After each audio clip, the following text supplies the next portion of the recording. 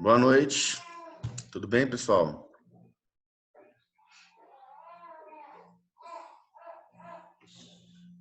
Estão me ouvindo?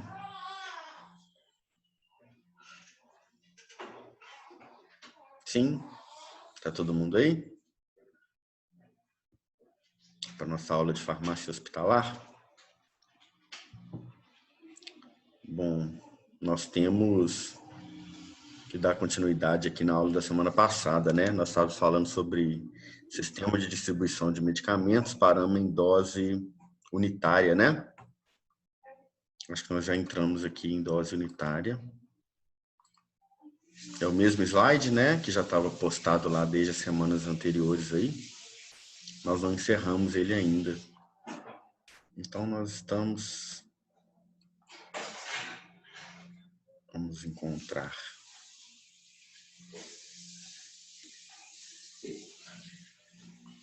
Aqui, né?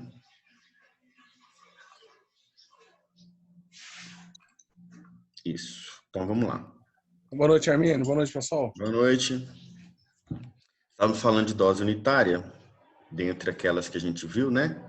Dose unitária, dose coletiva, dose individualizada. Vimos aí os problemas da dose coletiva. Vimos a questão da dose individualizada e a dose unitária, né? Vimos que o melhor é a dose unitária, que a dose coletiva não é indicada, né, pela falta de controle, e que a dose individualizada é um meio termo, né? Na verdade, ela é mais parecida com a dose unitária do que com a coletiva. Ela, né, pode ser utilizada nos hospitais aí, mas a dose unitária é a mais indicada. É claro que tem suas vantagens e suas desvantagens, principalmente com relação à logística, a parte administrativa, custos, né? Vamos lá. Bom, a dose unitária nós vamos trabalhar dessa maneira, ó. O médico prescreve, a enfermagem tria os horários, faz aquele aprazamento com os horários que o paciente vai tomar, cada um dos medicamentos prescritos. Aí você tem ali o encaminhamento de uma cópia, ou digital, ou física para a farmácia. O farmacêutico elabora o perfil farmacoterapêutico do paciente, né? De acordo com o que ele vai utilizar de medicamento que está prescrito. Os auxiliares de farmácia se separam. Isso parece aquele fluxo que a gente fez, né? Na atividade de A1. O farmacêutico revisa, confere. Aí tem a entrega nos setores. A enfermagem confere, registra, administra e devolve no outro dia o que sobrar, né? Então, nós temos um fluxo que vai de encontro àquilo que nós estudamos. Vocês lembram da atividade A1? Todo mundo lembra, né? Aquela atividade que nós fizemos, né? É um fluxograma de funcionamento de uma linha de produção, né? Do serviço dessa maneira aqui. Então, qual que é a vantagem? A vantagem é que você tem as doses unitarizadas por paciente. E a desvantagem, como a gente vai ver, é que é uma cadeia maior que demanda de mais mão de obra, mais recursos humanos, né? Desafios para implantação. Primeiro é a obtenção das formas farmacêuticas unitarizadas. Né? Isso é um problema. Por quê? Estou falando das estéreis porque nós temos muita coisa em frasco ampola. Então, um frasco ampola tem 10 ml, 20 ml. E aí, unitarizar isso não é fácil, né? Não é indicado você mandar uma seringa com medicamento. Preencheu a seringa com medicamento, administra na hora. Isso não fica guardado na farmácia, no setor, para o paciente, na enfermaria, para o paciente tomar. Então, tem esse problema. Outra coisa, implantação de uma central de preparações estéreis. Se eu for manipular isso, como eu estou falando, eu vou precisar de uma área especificamente destinada e dentro da legislação, porque eu estou falando de manipulação de estéreis, né? Então, eu vou precisar disso também, de uma área específica dentro da legislação sanitária, com todos os pré-requisitos e critérios cumpridos. E um funcionário, né? Para isso, né? Fracionamento em condições semelhantes a utilizadas pelo fabricante, não é fácil você encontrar suspensões, soluções, formas líquidas orais que permitam fracionamento sem que seja ali por seringa. Então, tem que ter também essa preocupação de fracionar. Comprimidos, dos dois, um, né? Ou eu vou encontrar ele já fracionado, fracionável, que é difícil, é raro, ou eu vou ter que picotar os blisters, as cartelas, e colocar lote, validade, nome, cada um deles, com etiqueta. Então, assim, é um trabalho, né? Isso tem que ser realizado por alguém. Obviamente, eu vou ter um aumento de funções, de atividades, de etapas do processo e, consequentemente, também eu vou precisar de mais pessoas, né? Então, assim, o custo disso é maior. Mas compensa? No final, o que eu economizo em perda de medicamento, em desvios, o que eu ganho em qualidade, em segurança, compensa? Obviamente, sim. Mas isso, quando a gente está falando em hospital, a gente está falando de uma administração, de uma direção, e que às vezes analisa isso de uma forma fria, mais matemática, né? Mais administrativa. Aí. Não pode ser somente assim. Nossa próxima aula, pessoal, é sobre gerenciamento de risco. Nós vamos falar sobre qualidade e sobre comissões de infecção hospitalar e comissão de gerenciamento de risco, né? Núcleo de segurança do paciente. Vou até passar um vídeo para vocês na aula, na próxima aula.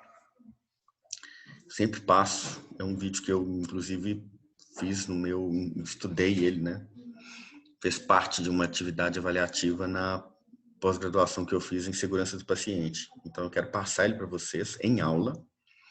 Faço questão que seja em aula para a gente discutir juntos o que a gente vai ver. Antes de eu apresentar a disciplina. Entenderam? O que eu quero? Quero introduzir segurança do paciente, passar o vídeo e depois a gente discutir. E depois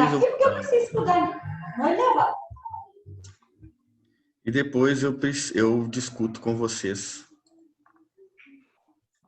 a disciplina em si. Entenderam? Então, assim, vai ser invertido. Vou passar o vídeo para vocês verem a situação. Verem os erros, mas sem vocês... Ai, pessoal, andou isso aqui. Verem os erros, mas sem verem os conceitos. Depois a gente vai aprofundar, beleza? Na próxima aula, tá? Quem não assistir vai ver depois, mas eu quero participação, né? Sobre o vídeo. Por isso que eu quero dar ele em aula. Faltou aqui. Evitar alteração da estabilidade, contaminação cruzada microbiana. Bom, fazer fracionamento de líquidos estéreis, até mesmo de líquidos orais, né? Existe a exposição ao ambiente, ao manipulador. Então, eu vou ter aos equipamentos, materiais que são utilizados, insumos, né? Seringa, agulha. Então, no final das contas, eu vou ter exposição, eu aumento o meu risco de contaminação microbiana. Quais são as vantagens? Identificação do medicamento até o momento da administração, rastreabilidade 100%, né? Sem necessidade de transferências e cálculos. Então, por isso que traça-se o perfil farmacoterapêutico do paciente. A farmácia calcula. Então, assim, não existe erro de cálculo da enfermagem. Se alguém errar no cálculo, vai ser o setor de farmácia, né? Mas isso é feito por um sistema, né? Hoje os sistemas fazem isso. E, né, é feito e conferido, né? Redução da incidência de erros de administração, otimização do processo de devolução, diminuindo erros, né? Quebras, desvios, né? Do medicamento, maior segurança para o médico, para todo mundo, né? Para o médico, para a instituição, para o paciente, para o farmacêutico, para o enfermeiro. Participação efetiva do farmacêutico na definição da terapêutica, né? Porque ele está diretamente ligado ali à prescrição. Melhoria da qualidade da assistência prestada ao paciente, assistência e segurança. E, claro, que a gente tem vantagens e desvantagens. Como eu disse, as desvantagens elas acabam sendo superadas pelas vantagens, né? Então, vale a pena. Mas nós temos as desvantagens e precisamos elencar elas. Ó, dificuldade de obtenção de formas farmacêuticas unitarizadas. Não existe líquido unitarizado. Injetável tem ampolas, mas eu tenho ampolas de dose múltipla, né? Frasco ampola de 10 ml, frasco ampolas de 20 ml, né? Que fazem parte do estoque, do arsenal de medicamentos da farmácia hospitalar. E tem, né, as não estéreis, os líquidos orais, os semissólidos, pomada, creme. Como é que eu vou unitarizar isso? Alto investimento financeiro em recursos humanos e nessas estruturas que têm que ser feitas, área específica para unitarização de comprimido, de fracionamento sólido, de semissólido, de líquidos não estéreis, de líquidos estéreis, é uma complicação. Estão vendo? Olha só. Tudo separadinho, ó. Tá vendo? As doses orais, ó. Gotinha aqui dentro, ou o próprio estéreo, né? Se esse frasco for um frasco estéreo, observem o trabalho. São frascos estéreis, aí como que acontece? Eu pego um frasco de 20 ml, o paciente vai tomar 1. Na dose individualizada, vai o frasco para o paciente. Aqui na dose unitária, eu vou lá, retiro 1 ml do frasco grande e coloco aqui dentro. Tem aquela borrachinha aqui, é um frasco estéreo, né? Coloca aqui e plum, dispensa para o paciente. A dose unitarizada proveniente de um frasco multidose. Né? Eu tinha 20 ml no frasco, eu tirei 1 ml e mandei para o paciente. Ó, aqui tem vários, tá vendo? Isso é injetável. Então, isso é viável? Isso é seguro? Eu vou fazer da maneira correta? Tem risco de contaminação microbiana? Tem. Claro, aumentou. Está muito mais seguro no frasco multidose do que aqui, né? Ó, assim é fácil, né? Porque assim, uma bolsa, como os soros, olha só. Assim é fácil porque eu vou mandar um frasco individual. Agora aqui, olha o que fizeram. Colocaram dentro da seringa. Aí aqui eu já acho mais arriscado ainda. Deixar isso ali com agulha, com seringa, mas é assim que vai. Tá? Isso aqui não é comum, não. Ó. Isso aqui não é uma realidade, não, porque a gente não adquire. Isso é caro, esses frascozinhos estéreis, sabe? Então a gente não faz isso, não. O que acontece mesmo, se for unitarizar, é isso aqui, ó. Vai no frasco. Desculpa, vai na seringa. Já agulhada ali para administração. Lacradinho. Né? Mas imagina só, se alguém esbarra aqui e aperta o êmbolo, o medicamento sai ali, vai embora, né? Entenderam o risco? Alguém esbarra no êmbolo aqui, o medicamento vai ser desguichado ali dentro. Né? Mesmo que eu esteja com um protetor aqui, ó, observe que mesmo que você está com um protetor aqui, ó, de agulha, ele vai perder medicamento ali, né? Ó, Ô, Hermínio, pode perguntar. volta essa imagem atrás aí. Uhum. Esse medicamento na seringa que você está falando aí. Quanto tempo que pode ficar um medicamento desse dentro da seringa preparada aí? Isso é uma boa. É outro trabalho que dá. Existe um manual de estabilidade e diluição de medicamentos. O que ele diz? Primeiro, ele apresenta diluição. Ó, isso aqui é um frasco ampola. Ele pode ser diluído com o quê? Aí no manual vem. Com soro fisiológico? Sim. Com água destilada? Sim. Com água bidestilada, né? Com soro glicosado? Sim. Quanto tempo tem que ser usado depois da reconstituição? Tantas horas. Posso guardar depois? Por exemplo, eu reconstituí, deu 10 ml. Eu tenho que usar tudo de uma vez ou eu posso guardar? Pode guardar. Por quanto tempo? Em geladeira? Em temperatura ambiente? Em qual diluente? É um manual complexo. É uma tabela que vem assim. Cefazolina. Você pega um outro. Ceftriaxona. O meu hospital dilui reconstitui com o quê? ABD, a temperatura ambiente, na geladeira, quanto tempo cada um pode ser usado. Porque aí evita um pouco de perda, né? Eu fiz lá 5 ml da cefazolina, Eu vou usar 2 ml para o paciente, os 3 ml que sobram, eu jogo fora. Depende do que diz a estabilidade dele em cada solvente, né? Em cada líquido ali para reconstituição e a temperatura ambiente ou em geladeira. Isso aqui também, isso é manual de diluição e estabilidade. Isso aqui não tem diluição, porque eu não fiz diluição, sua pergunta, mas tem estabilidade. Então, qual é a estabilidade desse medicamento depois de sair do frasco, que às vezes é um frasco âmbar, o que quer dizer? Fotossensível. Quanto tempo depois eu tenho que usar? Uma boa pergunta, viu, Adriano? No manual de diluição e estabilidade tem que ter. Esse medicamento vermelhinho aí parece... como é que chama? Esqueci o nome agora. É citoneurin, né? Aí vem no frasco vermelho, vem no frasco âmbar. Se vem no frasco âmbar, ele não pode ficar exposto à luz muito tempo. Aí lá no manual tem que ter quanto tempo ele tem, em quanto tempo ele tem que ser utilizado. Vai depender, Adriano, de cada medicamento. Entendeu? O farmacêutico tem que saber disso? Tem, mas ele não tem que decorar. Isso tem que estar no manual de diluição e estabilidade em todos os setores que utilizam o medicamento no hospital. Entrou um medicamento novo, eu tenho que colocar ele lá. Então, isso vive em atualização. Tiro os medicamentos que eu não uso mais e acrescento aqueles medicamentos que eu passo a utilizar, entendeu? Entendeu, Adriano? Aham, entendi sim. Não existe... Pode falar. O que me chama a atenção é o seguinte, que os injetáveis, igual essa preparação aí, é um negócio que eu acho complicado pelo É seguinte, complicado mesmo. porque, vamos supor, não adianta você querer falar assim, igual a questão, o paciente vai ficar internado até meia-noite, então tem que fazer 3 doses desse medicamento, esse Toneurin, fazer de 8 em 8 horas, né, para reconstituição, por causa disso, várias situações, vamos dizer assim.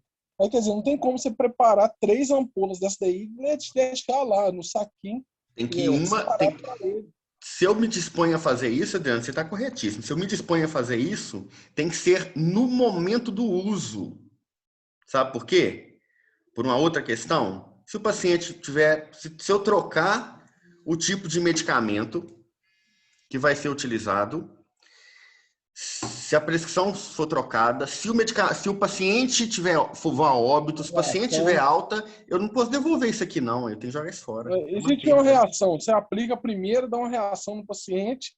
Pois é, aí não pode Aí aplicar mais e jogar fora. Então tem que ser na hora do uso, eu não posso fazer um estoque. Pessoal, só um momentinho, deixa eu só resolver um negócio que eu já volto agora, tá?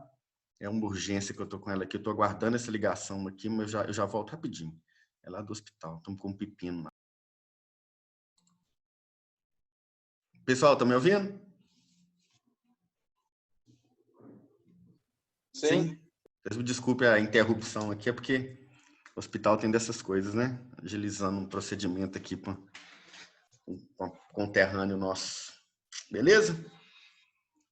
Então vamos dar andamento na nossa aula aqui. Onde nós paramos mesmo? Estávamos discutindo a dose unitária, né? Não é isso mesmo?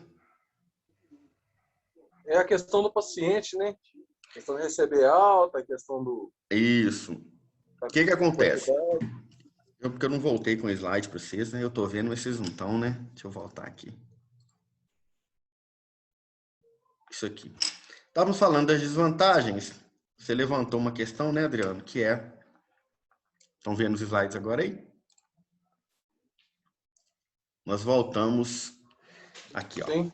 Paramos aqui. A questão é essa. Se o paciente for embora, tiver alta, falecer, mudar a prescrição dele, e ele tiver uma reação ao medicamento, como você mesmo disse, o que eu vou fazer com o resto? Se eu mandei 4 para ele, eu jogo fora?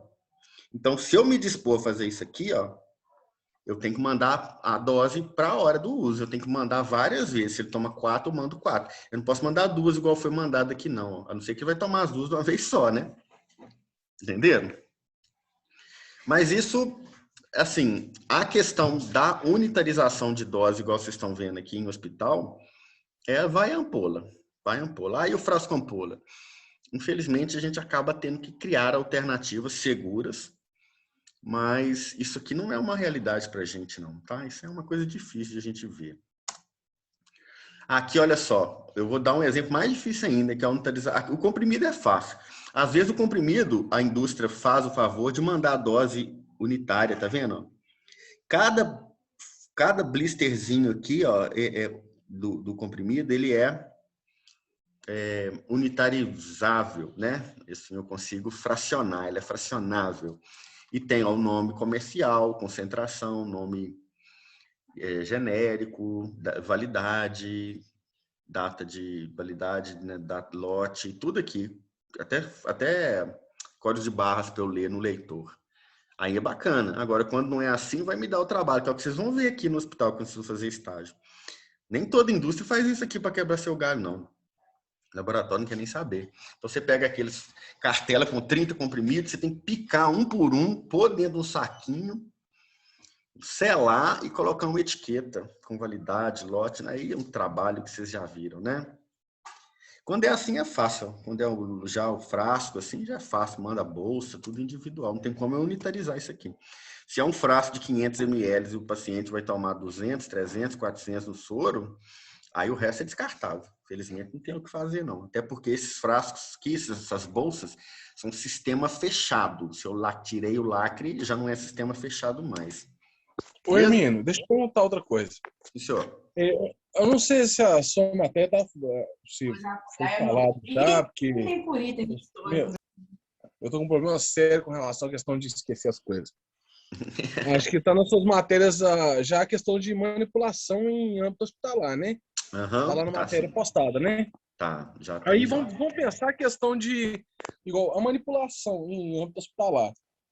Qual a vantagem da manipulação em âmbito hospitalar? Pelo seguinte, vamos supor, hoje a maioria das manipulações, o pessoal que trabalha com manipulação aí, e pelo que a gente viu, vamos supor, os medicamentos é cápsula, né? Tem o líquido e tudo mais, né? Mas vamos supor no âmbito hospitalar lá, cápsula. Quer dizer, vamos supor, se um paciente faz muito uso do medicamento, como é que você faz a conservação dessa cápsula em dose para o paciente individual? Vamos supor, tem 3 medicamentos lá que ele faz uso, né, em horários diferentes, vai colocar no saquinho hermético com um conservante lá, com aquele... como é que chama? Aquele negócio que é um antimictante lá? Sílica. A sílica. Né? Quer dizer, cada saquinho tem que ter um negocinho de sílica para manter uma dose durante um período de 8 horas, 12 horas. Não, mas não vai, não. Não vai com a sílica, não. Coloca ali dentro e com prazo, é isso que você falou. Você tem um tempo para o paciente tomar o medicamento. Então, eu ponho... Mas a cápsula fora da sílica lá, ela não vai pegar umidade, não? Não vai, porque eu vou colocar dentro do saquinho. Você põe dentro de um saquinho e lacra ele. É isso que você falou, ele é hermeticamente fechado. Então, quando você coloca e aquece, ele expele o ar e você sela. Fica igual a vácuo que você compra no mercado. Então, a manipulação em âmbito hospitalar, para dizer a verdade, ela é muito trabalhosa, que você imagina... Demais, você não tem ideia. Cápsulas você tem que embalar para você mandar para o paciente. Demais, cápsula por cápsula. Além da gente... Mas a gente já faz isso com comprimido mesmo, Adriano. Cada comprimido que chega um blister com 30 comprimidos. Você tem que picar um por um e colocar guardadinho dentro de saquinho. Isso aí é feito com cada comprimido. É trabalhoso demais. Farmácia hospitalar é um trabalho de paciência. Mas o comprimido, que ele vem embalado já da fábrica... A segurança é maior, né? Agora, você imagina você ter que embalar ele em embalagem individual, selar um por um. Você não vai poder selar 2. Não. É um por um. É individual. É trabalhoso mesmo. Você sabe qual, assim... Existem 2 situações que justificam a farmácia hospitalar, a farmácia de manipulação dentro do hospital. A primeira é custo. Assim, farmácia de manipulação dá um valor, né? Então, o hospital quer ganhar com aquilo. Tá pensando em lucro. Né? Claro que você tem um trabalho a mais, mas você tem um lucro. A gente sabe que manipulação tem muita porcentagem em cima das matérias-primas. Você ganha um valor, né? É interessante financeiramente. E segundo, se forem medicamentos difíceis de encontrar, industrializado. Aí a farmácia, o hospital tem que comprar aquilo mesmo, a manipulação ele prefere montar dele. Então é uma questão muito mais administrativa e financeira mesmo, entendeu? Do que uma necessidade, né, de ter. Só oncológicos que tem que ter, como eu falei com vocês aí, questão de radiofármaco, aí tem que ter. Mas caso contrário, sabe, não há essa necessidade, não. Tem alguns hospitais que lidam muito com dermatologia. Então, assim, queimados, aí eles são preparados, os medicamentos são preparados de forma unitarizada também, individualizada. As prescrições são mesclas, né? São associações de princípios ativos. Aí justifica. Mas assim, você poderia fazer aquilo numa manipulação externa. Mas você quis pôr dentro do hospital, né? Você tem que cumprir com todos os requisitos de boas práticas, né? Isso é comum quando é assim. E a outra situação, que é mais complicada ainda, é a de nutrição, nutrições enterais e parenterais, que são manipuladas. É uma farmácia de manipulação também, só que não manipula medicamento, né? Manipula nutrição. Então, são proteínas, vitaminas, que são ali nutracêuticos, né? Que são acrescentados numa preparação que é feita individualizada também para o paciente, de acordo com as suas necessidades. Aí justifica mais um pouco, porque assim, farmácia de manipulação não faz isso, entendeu?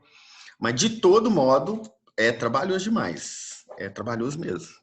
Dá muito trabalho. Vocês entenderam a diferença entre coletivo, individualizado e unitário? Tranquilo, né? Deu para ver como funciona. Bom, aí nós temos aquele descentralizado e o centralizado. O centralizado, o setor de distribuição concentrado em uma única área física. É quando eu tenho um hospital menor que tem só a farmácia central. Agora, o descentralizado é quando eu tenho farmácias satélites, uma no TI, uma no centro cirúrgico, uma no pronto atendimento, e aí eu distribuo para elas e elas têm uma autonomia, vamos dizer assim, dentro da logística toda da farmácia hospitalar. No descentralizado, existe mais de uma unidade de distribuição situada em locais estratégicos destinada a uma demanda diferenciada. Então, os medicamentos do centro cirúrgico eu não tenho lá no CTI, questão de anestesia. Os do CTI eu não tenho no centro cirúrgico, não tenho no pronto atendimento, sabe? Então, assim, são medicamentos diferentes em setores diferentes. Farmácias satélites com autonomia, mas todos eles ligados e subordinados à farmácia central. Aqui é uma farmácia ambulatorial dentro de um ambulatório. Poderia ser dentro do centro cirúrgico, poderia ser dentro do CTI, poderia ser dentro de um pronto atendimento, tá? Aqui uma farmácia de centro cirúrgico. Beleza? Vantagem do sistema descentralizado. Melhora a comunicação entre a equipe de farmácia médica e enfermagem. Por quê? Porque o cirurgião está ali. Ele tem um contato direto com o farmacêutico da farmácia do centro cirúrgico, a enfermagem está ali tendo contato direto. A equipe está próxima. Se fosse uma farmácia central, ia estar lá no andar centralizado aí, distribuindo para todo mundo. Então, o contato é menor, a comunicação é mais difícil, né? Maior agilidade, viabilização no uso de medicamentos, precisou na hora, você tem como dispensar. Tem que andar, né, dentro do hospital aí, deslocar dentro do hospital para poder encontrar a farmácia. Pessoal especializado de acordo com as peculiaridades de cada unidade atendida. Então, quem está na farmácia do centro cirúrgico conhece os medicamentos que estão ali. Quem está no CTI conhece os medicamentos que estão lá. Então, assim, os treinamentos são diferentes, né? A pessoa se adapta a dispensar aqueles medicamentos e eles são específicos do setor. Aqueles funcionários têm uma habilidade maior, um conhecimento maior sobre aqueles medicamentos ali. Desvantagem, aumento dos custos de recurso humano. Eu tenho que ter uma equipe em cada farmácia satélite dessa. Se fosse na farmácia central só, eu ia ter uma equipe só, né? E ele tem que gerenciar mais de uma área física. É uma farmácia para ser gerenciada no centralizado, no descentralizado, cada uma tem um gerenciamento, né? Tem que fazer inventário, controle de estoque, tudo de vários, né? Fluxos especiais de dispensação aí, de distribuição. Soluções parenterais de grande volume, como soros de 1 litro, 500 ml, são maiores, né? Então, pesam muito. Uma outra coisa, a gente está falando de farmácia central, mas normalmente a gente tem uma CAF também, que é uma central de armazenamento, um almoxarifado, um estoque. Isso tem que ser muito bem pensado na instituição, né? Imagina um hospital que tem 20 andares. Qual o indicado para eu colocar o almoxarifado?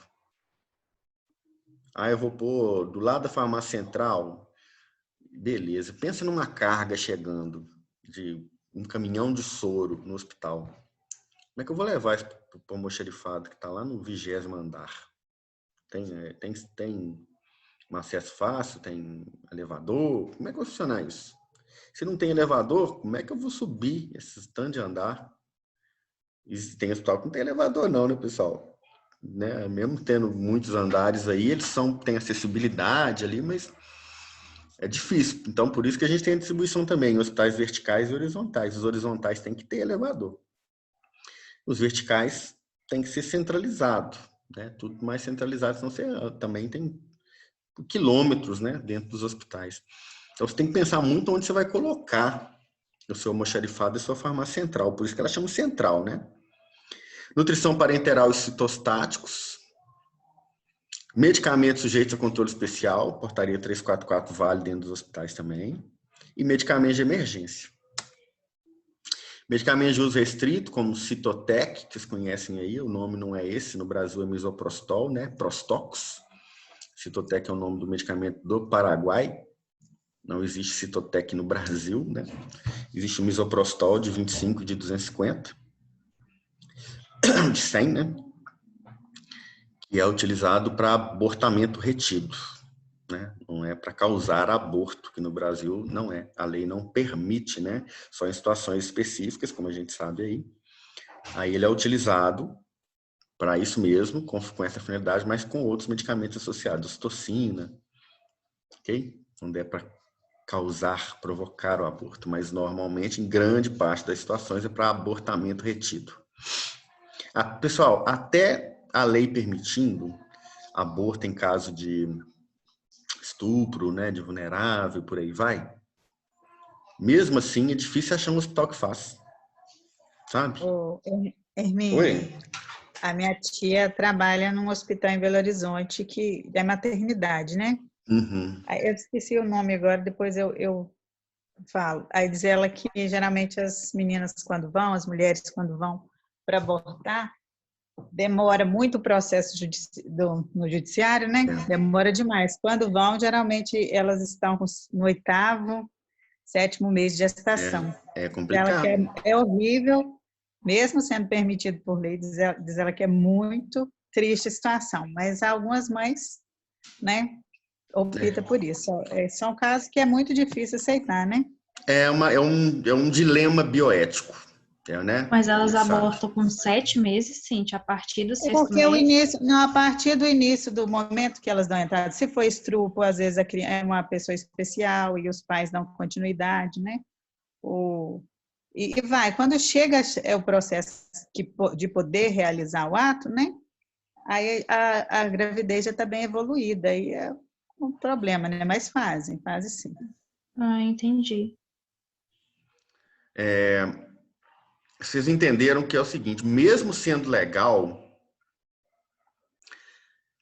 não é todo hospital que quer fazer isso, não. Então, não é chegar no hospital com a liberação judicial que você vai achar médico que quer fazer. Às vezes, nem é por uma questão moral mesmo, não. Às vezes, o médico não ligaria de fazer o aborto de uma criança aí, entendeu? De 6, 7 meses já de gestação. Às vezes é porque não quer, sabe? É confusão, é questão judicial. Todo mundo corre desse tipo de coisa. Isso é fato, né? Todo mundo corre disso. Ninguém quer fazer isso. Então, existem alguns hospitais, muitos desses hospitais, eles são destinados a isso. Eles são vocacionalizados para isso. Tem uma equipe de mulheres, muitas vezes, sabe? Que lidam com a saúde da mulher, com a parte psicológica. Então, não é você chegar no hospital com a determinação judicial, numa maternidade, que vai fazer um aborto legal, de que você vai achar profissional lá que quer fazer, não. E o profissional não é obrigado a fazer. Entenderam? Ela trabalha no hospital Odete Valadares. Provavelmente é um hospital que é habilitado e vocacionalizado para fazer isso, né? Para isso, é assim. Uhum. Então, porque outros hospitais, você chega lá, médico não quer fazer isso, não. Claro que a primeira questão é a questão humanitária. Então, existe ideologia envolvida nisso, né? Então, o médico não topa, não aceita, não faz, né? Ele tem a ideologia dele, ele é contra e ele não é obrigado a fazer, não. Então, é difícil até se achar um hospital que faz. Sabe de situações em que a criança nasceu com a mãe procurando lugar. Eu sei de um caso no norte. Eu sei porque quando eu, né, fiz doutorado com a amiga do Pará, e ela trabalhava lá em hospitais, ela me falou de um caso de que a paciente ficou andando de um hospital para o outro, não achava quem fizesse, e a criança nasceu, mesmo com a liberação do aborto judicial. Acabou que a criança nasceu. A outra situação, não deixaram acontecer, tiveram que mandar para São Paulo. Olha só, do Pará para São Paulo. Por quê?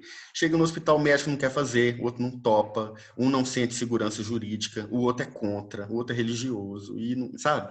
E como ninguém é obrigado a fazer, acaba que às vezes não consegue nem fazer. Não é fácil, Aí não. essa mãe deu o filho pros outros. Ah, provavelmente, ou deu, ou às vezes tocou o coração dela e ela ficou com ele, né? Acontece também, né? Depois ela acaba arrependendo, né? Mas são dilemas bioéticos, tá? São dilemas, são problemas, paradigmas bioéticos, tabus, e difícil até da gente discutir sobre isso, porque é opinião. Tudo que você falar é opinião e ideologia. Então, nós como profissionais da saúde, a gente, né, como ser humano, a gente tem ideologia, a gente tem convicção, a gente tem religião, mas como profissional da saúde é lei, né? A gente está falando de lei e de deontologia. Pode ser imoral para uns, mas pode ser moral para outros. É legal, né? Tem uma diferença muito grande do que é legal e do que é moral. O que é legal está na lei, está escrito, não depende de interpretação de ninguém. Está na lei, é assim, pode, não pode, acabou, ponto final. Direto, né? A lei é curta e grossa. Mas o que é moral ou não é muito diferente, né? Depende muito da pessoa, do local, né? Da criação, da religião. Então, assim, difícil. Tudo é difícil. Tudo que é bioético é difícil. Aborto, transplante, testemunho de Jeová que não aceita transfusão de sangue, né? Tudo isso é complicado. E todo mundo tem autonomia, né? Sobre a própria vida e a morte. Então, assim, eutanásia é uma balaia de gato. Discutir isso é um balaia de gato, né? A gente não chega em conclusão nunca, porque são muitas opiniões para poucos assuntos, né? Então, soluções parenterais de grande volume, como eu disse, são soros, soro fisiológico, Ringer lactato, soro glicosado, né? Ocupa um grande espaço, né? Nossa, é um volume carregar isso. 10 frascos de soro de 500 ml dá 5 quilos, né? É muita coisa para você, né? Tem dificuldade para transporte dentro do hospital, se ele é vertical, se ele é horizontal. Aquele exemplo que eu estava dando para vocês, transportar uma carreta de soro é um trabalho hercúleo, né? Assim, o pessoal chega aí, né, motorista, mas funcionário de má vontade de carregar isso, e é complicado, quer jogar isso para o hospital e sair correndo para não ter que transportar. Acontece, às vezes a distribuidora quer entregar, mas não tem entregador, e você não tem equipe suficiente, é trabalho, né? E a gente está nele, a gente como gerente do setor, a gente tem que resolver. Aí você tem que ver aí os protocolos vigentes no hospital, né, de soluções parenterais, de soro, de soluções de volumes maiores, né? E o sistema de distribuição ali, centralizado, descentralizado. Nutrição parenteral e citostático, foi o exemplo que eu dei também, muitas vezes isso é feito em forma de manipulação, né? Depende do sistema de distribuição aí, se é dose unitária. Fluxo especial para citostático devido aos riscos ocupacionais, como eu disse lá, né? Os quimioterápicos, os radiofármacos. Beleza? Bom, daqui para frente vamos parar então aqui em medicamentos citostáticos para eu saber onde nós paramos na aula passada, nessa aula. Nós não acabamos aqui ainda, então na próxima aula eu acho que não vai ser o que eu tinha falado, né? Nós vamos encerrar isso aqui antes de entrarmos no gerenciamento de risco, controle de infecção hospitalar, segurança do paciente, comissões e qualidade. Aí a gente encerra a nossa disciplina e aí libero vocês para os estágios em farmácia hospitalar. Deus quiser, em breve. Beleza? Um abraço para vocês, até daqui a pouco, tá? Valeu, Tchau, tchau, pessoal. Guardo vocês, quem vai ter controle de qualidade, eu vou só tomar uma água ali. Daqui a pouco a gente está de volta, daqui uns minutinhos, tá? Tchau, tchau.